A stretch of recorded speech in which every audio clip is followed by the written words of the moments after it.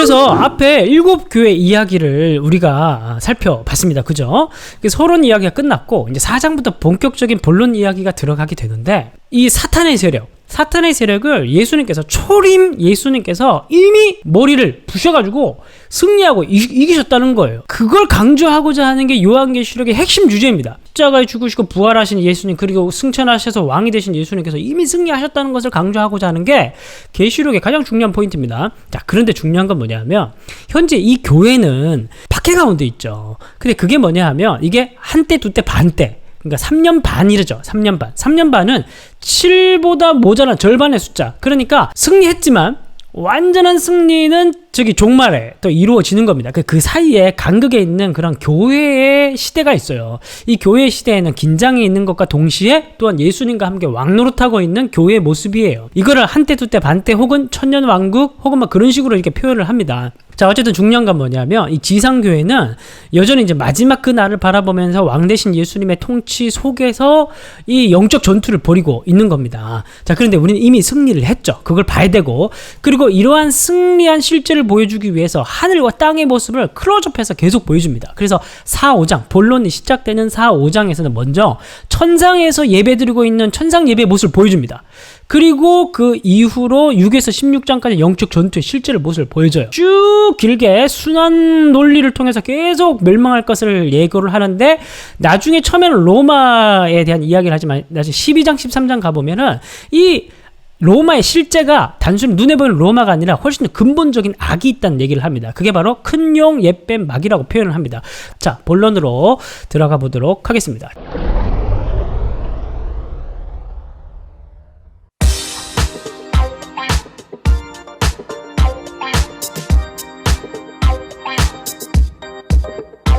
자, 4장 1절. 이 일 후에 내가 보니 뭘 봅니까? 하늘에 열린 문, 하늘 성전, 하늘 예배의 모습을 보는 겁니다. 있는데, 내가 들은 바 처음에 내게 말하던 나팔 소리 같은 그 음성이 이르되 이리로 올라오라. 이후에 마땅히 일어날 일들을 내가 내게 보이리라 하시더라. 내가 곧 성령에 감동되었더니 보라, 하늘에 보좌를 베풀었고 그 보좌 위에 앉으신 이가 있는데 앉으신 이의 모양이 벽옥과 홍보석 같고 또 무지개가 있어 보좌에 둘렀는데 그 모양이 녹보석 같더라. 그 보좌에 둘러 24보좌들이 있고 그 보좌들 위에 24장로들이 흰옷을 입고 머리에 금관을 쓰고 앉아. 하필은 왜 24일까요? 24장로일까요? 구약의 12지파, 신약의 12사도 합쳐서 24. 그러니까 신구약 모든 성도들의 대표, 그 상징적인 표현으로 24장로라고 얘기를 하고 있는 겁니다. 5절. 보좌로부터 번개와 음성과 우레소리가 나고 보좌 앞에 켠 7등불이 있으니, 스가랴 4절과 에스겔서 1장에 나오는 그림이에요. 이는 하나님의 7영이라. 그러니까 7영이 7개의 영이 있다는 게 아니라는 거. 성령을 얘기하는 거. 완전수 7. 보좌 앞에 수정과 같은 유리바다가 있고 보좌 가운데 보좌 주위에 4생물이 있는데 동서남북 볼 수 있는 천사들의 대표 중에 대표. 앞뒤에 눈들이 가득하더라. 첫째 생물은 사자 같고, 둘째 생물은 송아지 같고, 셋째 생물은 사람 같고, 그 넷째 생물은 날아가는 독수리 같은데, 네 생물은 각각 6날개를 가졌고 그 안과 주위에 눈들이 가득하더라. 그들이 밤낮 쉬지 않고 이르기를 거룩하다 거룩하다 거룩하다 주 하나님 곧 전능하신 이여 전에도 계셨고 이제도 계시고 장차 오실 이시라 하고. 그러면서 네 생물과 24장로가 찬양하고 있는 모습을, 하늘 예배의 모습을 보여주고 있습니다. 그 생물들이 보좌에 앉아서 세세토록 살아계신 이에게 영광과 존귀와 감사를 돌릴 때 24장로들이 보좌에 앉으신 이 앞에 엎드려 세세토록 살아계신 이에게 경배하고 자기의 관을 보좌 앞에 드리며 이르되 우리 주 하나님이여 영광과 존귀와 권능을 받으시니 합당하오니 주께서 만물을 지으신지라. 만물이 주의 뜻대로 있었고 또 지으심을 받았나이다 하더라. 이 하늘에서의 예배를 드리고 있는 모습을 보여주고 있습니다. 자, 5장 1절. 이제 심판주 예수님이, 어린 양 예수가 등장합니다. 내가 보매 보좌에 앉으신 이의 오른손에 두루마리가 있으니 안팎으로 솟고 7인으로 봉하였더라. 또 보매 힘 있는 천사가 큰 음성으로 외치기를 누가 그 두루마리를 펴서 그 인을 떼기에 합당하냐? 하늘 위에나 땅 위에나 땅 아래 능히 그 두루마리를 펴거나 불 자가 없더라. 아까 앞에 나왔죠. 서론에서 문을 열 자, 인을 뗄 자 누굽니까? 바로 어린 양 예수. 4절. 그 두루마리를 펴거나 보거나 하기로 합당한 자가 보이지 않기로 내가 크게 울었더니 장로 중에 한 사람이 내게 말하되 울지 말라. 유대 지파의 사자 다윗의 뿌리가 어떻게 이겼으니, 이미 이긴 거예요. 그 두루마리와 7인을 떼시리라 하더라. 또 내가 또 보니 보좌와 네 생물과 장로들 사이에 한 어린 양이 서 있는데 일찍이 죽임을 당한 것 같더라. 그에게 7뿔과 7눈이 있으니 이 눈들은 온 땅에 보는 신을 받아 하나님의 7영이더라. 여러분, 일곱 뿔과 일곱 눈 기억하세요. 일곱 뿔과 일곱 눈 내일 말씀드릴 겁니다. 그 어린 양이 나와서 보좌에 앉으신 이에 오른손에 두루마리를 취하시니라. 그 두루마리를 취하심에 네 생물과 24장로들이 그 어린 양 앞에 엎드려 각각 검은과 향이 가득한 금 대접을 가졌으니 이 향은 성도들이라. 자, 그러니까 이제 인을 떼면은 이제 하나님의 심판의 계획이, 이 로마 바벨론을 향한 하나님의 심판의 계획들이 이제 풀려 나오면서 뭔가 예언적 계시들이 이제 나올 텐데, 근데 여러분 중요한 건 뭐냐면 이 인을 떼어질 때, 계시들이 풀어질 때 늘 그 사이에 나오는 게 뭐냐면 성도들의 이야기입니다. 막간의 이야기는 다 성도들의 이야기입니다. 여기에서도 인을 떼기 직전에 뭐가 나옵니까? 성도들의 기도를 금 대접으로 받아서 갑니다. 왜일까요? 왜 재앙과 왜 심판의 이야기와 성도의 이야기 왜 같이 갈까요? 재앙의 목적, 심판의 목적이 여기 있는 겁니다. 지금 로마 제국에서 박해를 받고 있는 성도들이 기도를 하고 있어요. 무슨 기도를 할까요? 하나님, 저 인간들, 우리의 원수들, 우리를 괴롭히고 있는 저 악한 무리들을 하나님, 우리는 원수를 갚을 수가 없으니 하나님 원수를 갚아 주십시오. 우리의 이 고난을 언제 하나님 멈추게 하실 겁니까? 하나님 우리를 살려 주십시오. 그렇게 기도할 거 아닙니까? 그 기도의 맥락 때문에 하나님께서 심판하시고 재앙을 내리신다는 겁니다. 그러니까 성도들을 신원하시기 위해서, 성도들의 원수를 갚아주시기 위해서 이 하나님께서 이 재앙을 시작하신다는 거예요. 9절, 그들이 새 노래를 불러 이르되 두루마리를 가지고 그 인봉을 떼기에 합당하시도다. 일찍이 죽임을 당하사 각 족속과 방언과 백성과 나라 가운데서 사람들을 피로 사서 하나님께 드리고 그들로 우리 하나님 앞에서 나라와 제사장들로 삼으셨으니 그들이 땅에서 왕노릇 하리로다 하더라. 내가 또 보고 들음에 보좌와 생물들과 장로들을 둘러선 많은 천사의 음성이 있으니 그 수가 만만이요 천천이라. 큰 음성을 이르되 죽임을 당하신 어린 양은 능력과 부와 지혜와 힘과 존귀와 영광과 찬송을 받으시기에 합당하시도다. 내가 또 들으니 하늘 위에와 땅 위에와 땅 아래와 바다 위에와 또 그 가운데 모든 피조물이 이르되, 모든 피조물이 어린 양을 찬양하는 거예요. 보좌에 앉으신 이와 어린 양에게 찬송과 존귀와 영광과 능력을 세세토록 돌릴지어다 하니 내 생물이 이르되 아멘하고 장로들은 엎드려 경배하더라. 제일 먼저 보여준 게 뭐냐면 온 만물과 내 생물과 그리고 24장로와 모든 존재들이 어린 양과 그 어린 양을 보내신 하나님을 찬양하고 예배하는 장면을 쫙 보여주면서 이 땅에 있는 천사들, 고난당하고 있는 이 땅에서 고난당하고 있는 성도, 박해당하고 있는 성도들을 하나님께서 그냥 지내보시지 않고 그들의 기도를 금 항아리에 금 대접에 담아다가 이제 뭔가 하나님께서 일을 시작하시려고 하는 모습을 보여주고 있는 거예요.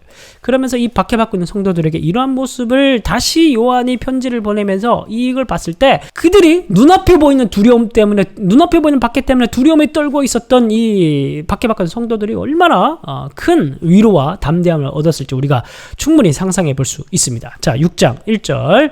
자, 6장 1절부터는 이제 인을 떼기 시작합니다. 1, 2, 3, 4, 5, 6. 인을 떼고 난데 일곱 번째 인을 떼기 직전에 막간의 이야기, 삽입 이야기가 들어갑니다. 다시 14만 4천 무리에 대한 이야기가 들어가게 되죠. 자, 일곱 인심판을 보도록 하겠습니다. 6장 1절. 내가 봄에 어린 양이 일곱인 중에 하나를 떼시는데 그때 내가 들으니 네 생물 중에 하나가 우레 소리와 같이 말하되 오라 하시기로. 이에 내가 보니 흰말이 있는데 그 탄자가 활을 가졌고 면류관을 받고 나가서 뭐예요? 이기고 또 이기려고. 그럼 뭐에 대한 이야기예요? 첫 번째 인은 흰말이 나타나서 이기고 또 이기니까, 말이 나타나서 이기고 또 이기니까 전쟁에 대한 이야기입니다. 그리고 둘째 인을 떼실 때 내가 들은 둘째 생물이 말하되 오라 하니 이에 다른 붉은 말이 나오는데 그 탄자가 허락을 받아 땅에서 화평을 내란의 상태, 서로 죽이고 큰 칼을 받았더라. 앞에는 전쟁, 두 번째는 내란. 그다음 셋째 인을 떼실 때 내가 들으니 셋째 생물이 말하되 오라 하기로. 내가 보니 검은 말이 나오는데 그 탄자가 손에 뭘 가졌어요? 저울을 가졌더라. 이 저울을 가졌다는 건 뭘까요? 내가 내 생물 사이에서 나는 듯한 음성을 들으니 이르되 한 데나리온 밀한데 한 데나리온의 보리 석대 또 감람류와 포도주는 해치지 말라 하더라. 그러니까 지금 기근으로 인해서 폭동이 일어나, 물가 폭동이 일어나게 되는 그런 장면을 얘기를 하고 있습니다. 기근. 그 다음에 넷째 인을 떼실 때 내가 넷째 생물의 음성을 들으니 말하되 오라 하기로. 내가 보니 청황색 말이 나오는데 그 탄자의 이름은 사망이니 음부가 그 뒤를 따르더라. 그들이 땅 4분의 1의 권세를 얻어 검과 흉년과 사망과 땅의 짐승들로서 죽이더라. 자, 청황말은 땅의 4분의 1을 죽였다고 얘기를 합니다. 이거는 여러분 문자적으로 보시면 안 된다고 제가 말씀을 드렸습니다. 자, 그리고 9절 가보면 다섯 번째 인을 떼실 때 내가 보니 하나님의 말씀과 그들이 가진 증거로 말미암아 죽임을 당한 영혼들이 제단 아래 있어 큰 소리로 불러 이르되 거룩하시고 참되신 대주제여 땅에 거하는 범하는 자들 심판하여 우리의 피를 갚아주기 아니하시기를 어느 때까지 하시려니까. 그러니까 5장 8절에 성도들의 기도의 내용이 뭔지 아시겠죠? 왜 성도들의 기도가 있고 다음에 인을 떼시는지 그 논리적 연결성을 아시겠죠?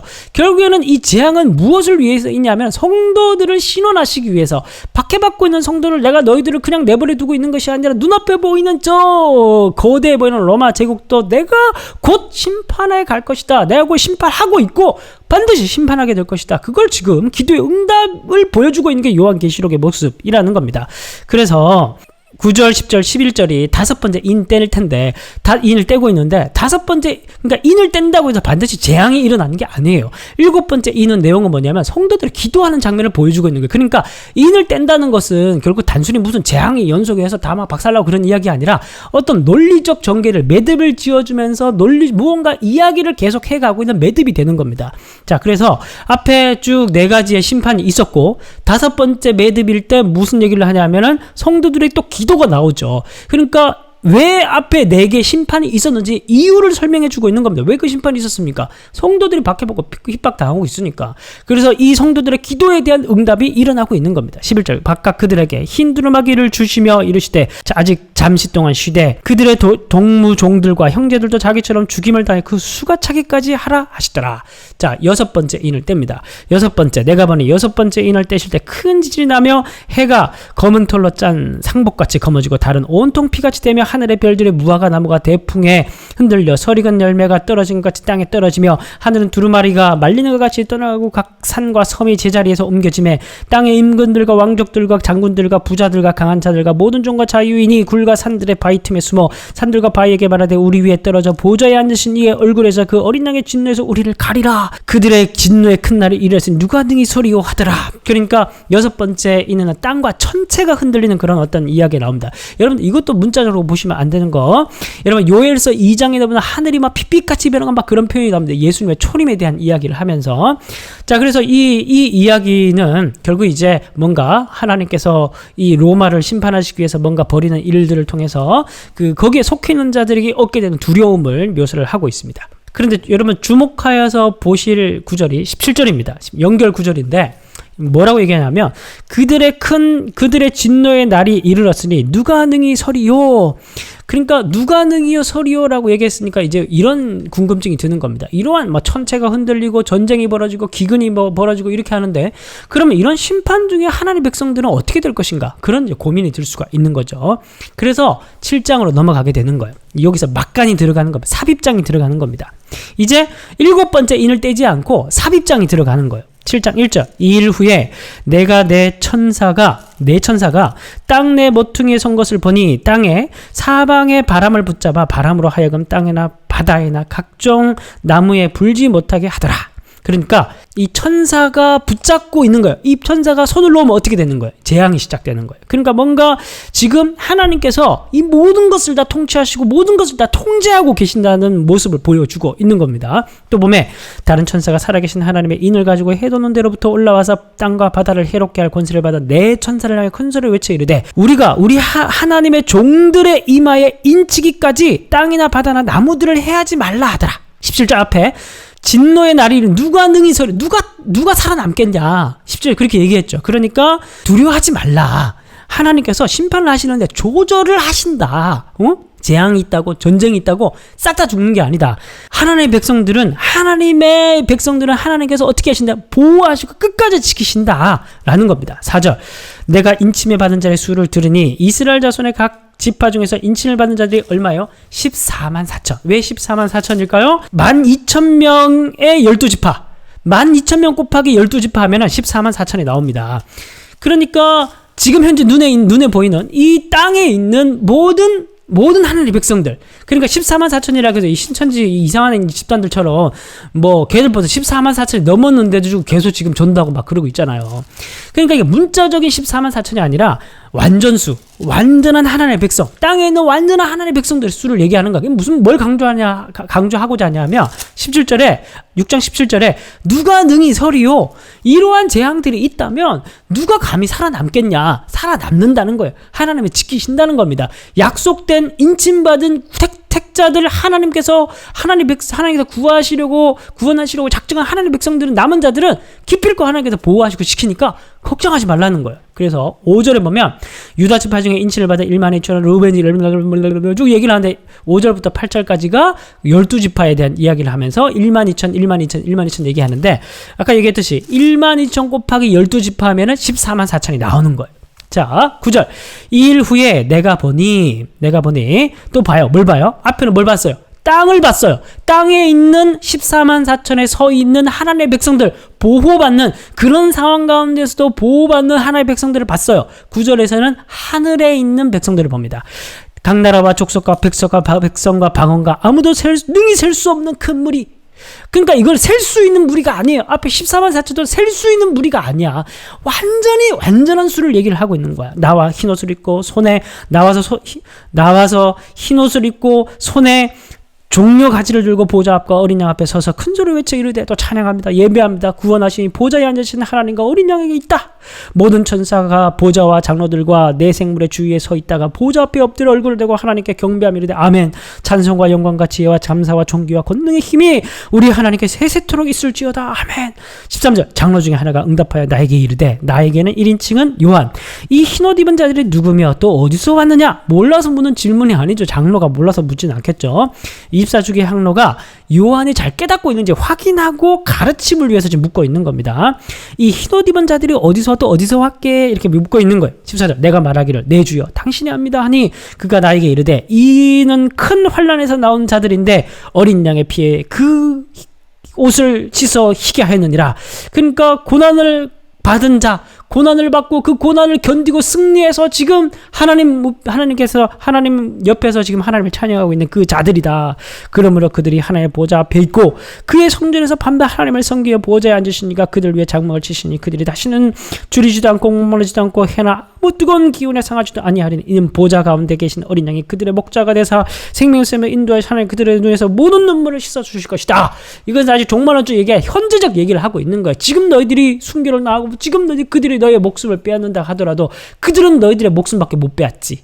너희들은 죽더라도 다시 사는 자들고 너희들은 죽더라도 너희들은 하나님 옆에서 너희를 찬양하고 예배하고 있는 자들이야. 예배하는 자들이야. 그게 바로 저 하늘의 모습을 보여주면서 죽음도 우리를 하나님으로부터 갈라낼 수 없다는 사실을 보여주고 있는 겁니다. 자, 8장 1절. 8장 1절 일곱째 인까지 하고 오늘 마칩니다. 8장 1절 일곱째 인을 떼실 때 하늘이 반시간쯤 고요하더니 내가 봄에 하나님 앞에 7 천사가 서 있어 7 나팔을 받았더라. 그러니까 인에서 갑자기 나팔로 넘어가죠. 그런데 일곱째 인을 뗄 때는 무슨 재앙입니까? 이게 재앙도 아니죠. 무슨 일이 일어납니까? 그냥 고요함만 있는 거예요. 그 왜 고요할까요? 여러분, 인을 떼거나 나팔을 떼거나 나팔을 불거나 뭔가 새로운 장면을 전환될 때, 심판과 관련된 장면이 전환될 때 늘 뭐가 나옵니까? 성도들에 대한 이야기가 나왔죠. 왜? 재앙과 심판의 이유는 어디에 있기 때문에? 성도들의 고난, 성도들의 상황과 관련되어 있기 때문이에요. 3절 또 다른 천사가 와서 제단 곁에 서서 금 향로를 가지고 많은 향로를 가졌으니 이는 뭐예요? 모든 성도의 기도에 합하여 보좌 앞 금제단에 드리고자 함이라. 향연이 성도의 기도와 함께 천사의 손으로부터 하나님 앞으로 올라가는지라.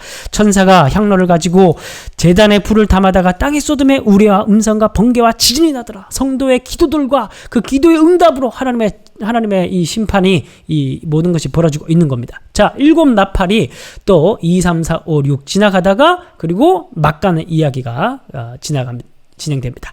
자, 7 나팔. 첫째, 6절. 7 나팔을 가진 7 천사가 나팔 불기를 준비하더라. 빠바밤. 7절. 첫 번째 천사가 나팔을 부니 피 섞인 우박과 불이 나와서 땅에 쏟아지며 땅의 3분의 1이 다 타버리고 수목의 1이 다 타버리고 각종 푸른 풀도 다 타버렸더라. 이번 땅의 3분의 1. 그리고 두 번째 천사가 나팔을 부니 불 붙는 큰 상과 같은 것이 바다에 던져지며 바다의 3분의 1이 피가 되고 바다 가운데 생명 가진 피조물들의 3분의 1이 죽고 배들의 3분의 1이 깨지더라. 자, 이번엔 바다의 3분의 1. 자, 10절. 셋째 천사가 나팔을 부니 횃불같이 타는 큰 별이 바다에서 떨어져 강들의 3분의 1과 여러 물샘에 떨어지니 그 별 이름은 쓴쑥이라. 물의 3분의 1이 쓴쑥이 되며 그 물이 쓴물이 되므로 많은 사람이 죽더라. 자, 세 번째는 뭡니까? 강의 3분의 1. 12절. 넷째 천사가 나팔을 보니 해 3분의 1, 달 3분의 1, 별 3분의 1의 타격을 받아 3분의 1이 어두워지니 그 낮 3분의 1은 비추이었고 밤도 그러하더라. 천체의 3분의 1. 자, 여러분, 그러니까 여러분 지금 뭐냐면 심화되고 있는 거예요. 앞에 그 인을 뗄 때는 4분의 1이었죠. 근데 이번 두 번째는 비슷한 얘기가 이어지는데 이게 3분의 1이죠. 내용이 훨씬 더 심화되고 있는 그런 모습을 보여주고 있는 겁니다. 자, 그리고 여러분 앞에 나팔, 여러분 인 심판일 때 전쟁이 있었다. 그 다음에 자연계의 재앙으로 갔습니다. 그런데 이번은 자연계에서 그대로 이어져요. 그러니까 앞에 인 심판이 자연계의 재앙으로 마쳤는데 이게 그대로 이어지면서 심화시키고 있는 거예요. 그러면서 자연스럽게 논리가 지금 흘러가듯이 이어지고 있는 겁니다. 그리고 이 자연계의 심판이 끝나고 나면 그 다음에 당연히 뭘로 가겠습니까? 전쟁 이야기를 하겠죠. 그게 6번째 나팔 이야기예요. 자, 그런데 지금 독수리 한 마리가 날아가면서 화 있다고 읽고 얘기를 합니다. 13절. 내가 또 보고 들으니 공중에 날아가는 독수리가 큰 소리로 이르되 땅에 사는 자들이 화가 있으리니 이는 새 천사들이 불어야 할 나팔 소리가 남아있음. 이제 나팔 소리가 아직 안 끝났다. 4번째밖에 안 끝났다. 이제 5번째가 이어진다. 그러면서 5번째 나팔을 봅니다. 내가 보니 하늘에서 땅에 떨어진 별 하나가 있는데 그가 무저갱의 열쇠를 받았더라. 그가 무저갱을 여니, 무저갱은 감옥 같은 거예요. 뭐 지옥이라기는 뭐 개념이라기보다 감옥 같은 감옥을 여니 그 구멍에서 큰 화덕의 연기 같은 연기가 올라오매 해와 공기가 그 구멍에 연기가 말라며 어두워지며 또 황충이 연기 가운데로 땅 위에 나오매 그들이 땅에 있는 정갈의 권세와 같은 권세를 받았더라. 이 황충이 뭘까요? 어떤 존재일까요? 자, 4절. 그들에게 이르시되 땅의 풀이나 푸른 것이 각종 수목은 해하지 말고, 그러니까 푸른 것을 다 갉아먹어버리는 벌레 종류인 겁니다. 그러니까 메뚜기일 확률이 굉장히 높습니다. 5번째 나팔은 감옥에서 노인받은 황충이라 얘기하는데 메뚜기 재앙일 확률이 굉장히 높습니다. 그런데 메뚜기가 좀 쏘는 기능도 있는 것 같아요. 오직 이마에 하나님의 인침을 받지 않은 사람들만 해야라 하시더라. 하나님의 보호. 그러나 그들을 죽이지는 못하게 하고 5달 동안 괴롭게만 하게 하시게 하는데 그 괴롭게 함은 전갈이 사람을 쏠 때와 같이 괴롭게 함과 같더라. 그날엔 사람들이 죽기를 구하여도 죽지 못하고 죽고 싶으나 죽음이 그들을 피하리로다. 황충들의 모양은 전쟁을 위하여 준비한 말들 같고 그 머리에 금 같은 관 비슷한 것을 썼으며 그 얼굴은 사람의 얼굴 같고 또 여자의 머리털 같은 머리털이고 그 이빨은 사자의 이빨 같으며 또 철 호심경 같은 호심경이 있고 그 날개들의 소리는 병거와 많은 말들이 전쟁터로 달려 들어가는 소리 같으며 또 정갈과 같은 꼬리와 쏘는 살이 있어 그 꼬리에는 5달 동안 사람을 해하는 권세가 있더라. 그들에게 왕이 있으니 무저갱의 사자라. 히브리어로 그 이름이 아바도니, 헬라어는 그 이름이 아볼론이더라. 첫째 화는 지나갔으니 보라 아직도 이후에 화들이 있으리로다. 자, 그렇게 5번째 나팔이 지나가고 이제 6번째 나팔을 봅니다. 6번째 천사가 나팔을 불매 내가 들으니 하나님 앞 금제단 넷불에서 한 음성이 나서 나팔 가진 6번째 천사가 말하기를 큰 강 유브라데에 결박한 내 천사를 놓아주라 하매, 이제 6번째 천사는 뭘 합니까? 유브라데에 결박한 천사를 놓아주라고 합니다. 자, 왜 하필 유브라데에서 천사가 노임을 받을까요? 16절. 마병대의 수는 2만만이 내가 그들의 수를 들었노라. 이 같은 환상 가운데 그 말들과 그 위에 탄 자들이, 그러니까 마병대, 기마술 위주로 전술을 벌이는 그런 군인들, 그런 군단, 그 군단들이 어디에 있다는 겁니까? 유브라데 근처에 있다는 거예요. 자, 여러분 화면을 봅시다. 화면을 보시면 로마 제국이 왼쪽에 파란색으로 저렇게 있고 유프라데스 강을 기준으로 해서 저걸 건너면 그 1세기 당시에 파르티아 제국의 땅이 됩니다. 근데 파르티아 제국에서 핵심 전력이 바로 카타프락토라고 하는 중장기병이에요. 근데 당시 로마는 보병 위주였죠. 로마는 철저하게 보병 위주였습니다. 근데 보병들이 제일 무서워하는 게 기병이고, 기병 중에서도 전신무장을 한 기병, 바로 카타프락토를 제일 두려워했었습니다. 그 카타프락토가 바로 파르티아 왕국의 제일 주된 병력이었어요. 그러니까 유프라데스 강에 있는 천사들을 놓으면 어떻게 되는 겁니까? 저 유프라데스 강을 건너서 파르티아 병력들이, 동방의 병력들이 로마 제국으로 쳐들어오게 된다는 겁니다.